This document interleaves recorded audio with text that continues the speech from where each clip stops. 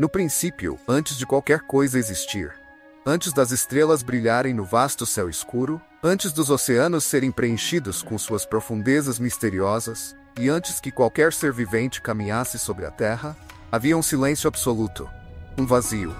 Apenas o Espírito de Deus pairava sobre as águas insondáveis do abismo. Era um silêncio carregado de expectativa, como se o universo aguardasse ansiosamente o primeiro som, o primeiro movimento de vida.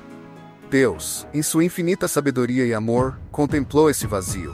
Ele sentiu que era o momento de criar algo extraordinário, algo que refletisse sua própria magnificência. E então, em um ato de vontade pura, ele decidiu começar sua obra-prima, criação do universo. Com uma voz que ressoou através do vazio, Deus disse: "Haja luz." Essas palavras não eram simples sons, eram a essência da própria criação. E imediatamente a escuridão que cobria tudo começou a se afastar. Uma luz pura e radiante surgiu, cortando o véu de trevas como uma espada de fogo celestial. Era uma luz diferente de qualquer outra.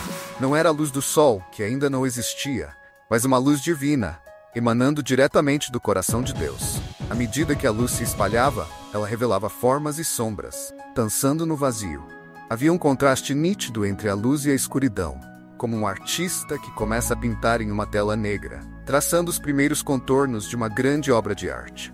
Deus observou esse novo equilíbrio entre luz e trevas e viu que era bom. Ele chamou a luz de dia e a escuridão de noite.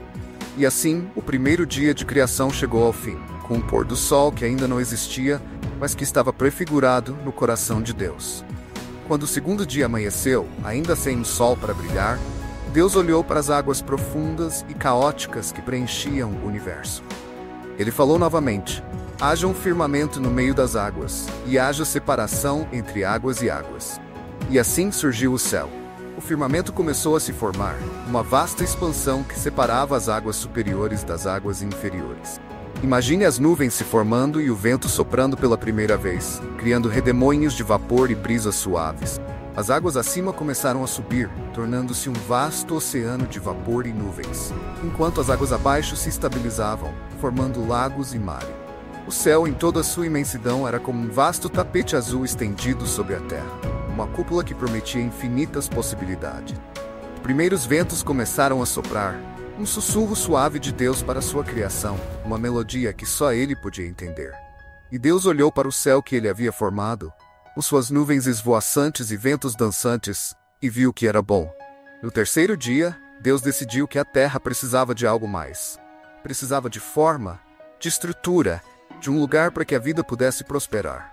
Com uma palavra de comando, ele ordenou que as águas se juntassem em um só lugar e que a terra seca emergisse. Imagine o estrondo de montanhas surgindo, o som de pedras rolando, vales sendo escavados e ilhas se levantando do fundo dos oceanos. A terra começou a moldar-se sob a mão criadora de Deus, revelando uma paisagem de montanhas majestosas, vastas planícies e desfiladeiros profundos. Deus então falou novamente, e a terra começou a vibrar com vida.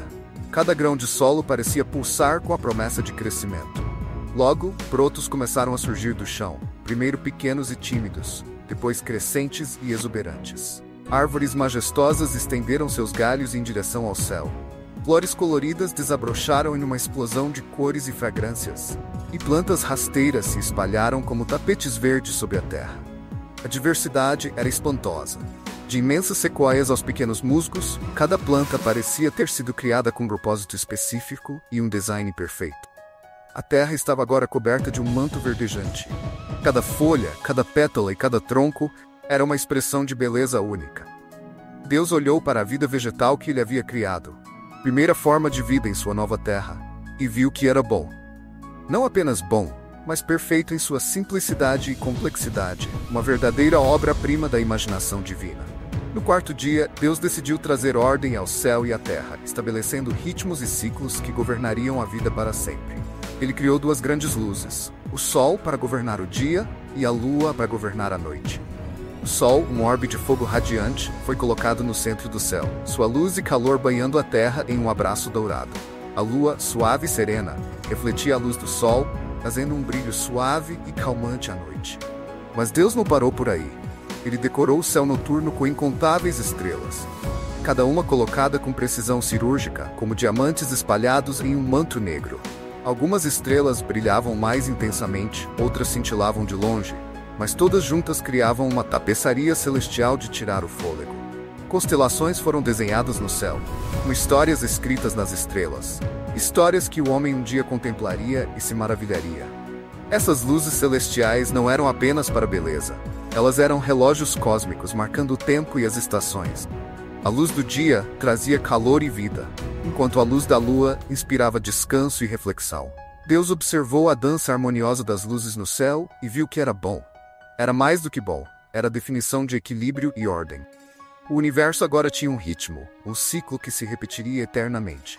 No quinto dia, Deus olhou para os mares e o céu, prontos para serem preenchidos com a alegria da vida. Com uma palavra poderosa, ele ordenou que as águas se enchessem de criaturas vivas, e imediatamente os oceanos, rios e lagos fervilharam com vida. Peixes de todas as formas e tamanhos começaram a nadar nas águas. Baleias majestosas cruzavam os mares profundos, enquanto cardumes de peixes menores se moviam em perfeita sincronia, como se estivessem dançando uma coreografia ensaiada pela própria mão de Deus. Criaturas marinhas estranhas e maravilhosas, algumas com longos tentáculos, outras com cascas duras, preenchiam as profundezas com um espetáculo de cores e movimentos. O mar se tornou um lugar de mistério e maravilha, um mundo escondido debaixo da superfície, esperando para ser descoberto. Deus então voltou seu olhar para o céu e ordenou que ele se enchesse de aves. Imediatamente, o ar se encheu de asas batendo e o céu foi preenchido com o som de pássaros cantando. Aves de rapina planavam majestosas nas alturas, enquanto pequenos pardais e andorinhas faziam acrobacias no ar. Papagaios coloridos e tucanos com bicos brilhantes voavam pelas florestas, enchendo-as com uma cacofonia de sons e cores. O céu estava vivo, pulsando com energia e vida. Deus observou essa cena vibrante e viu que era bom. No sexto dia, Deus preparou-se para o ponto culminante de sua criação. Ele falou, e a terra começou a produzir criaturas vivas, animais domésticos, selvagens e todos os tipos de répteis e insetos.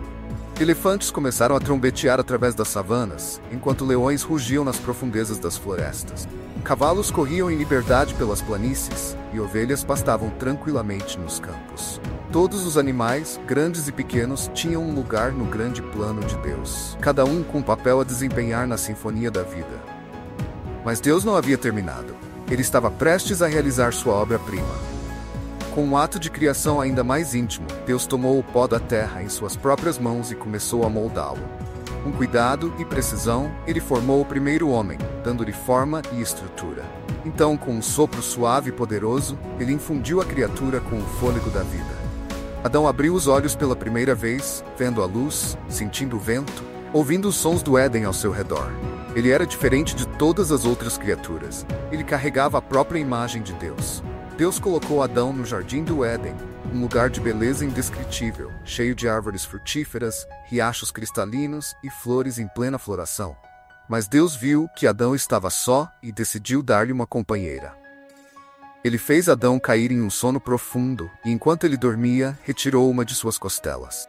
Com a mesma ternura com que formou Adão, Deus moldou a primeira mulher, Eva. Ela era forte e graciosa, refletindo o próprio Espírito de Deus. Quando Adão acordou e viu Eva, ele soube que ela era uma parte dele, uma parceira para caminhar ao seu lado.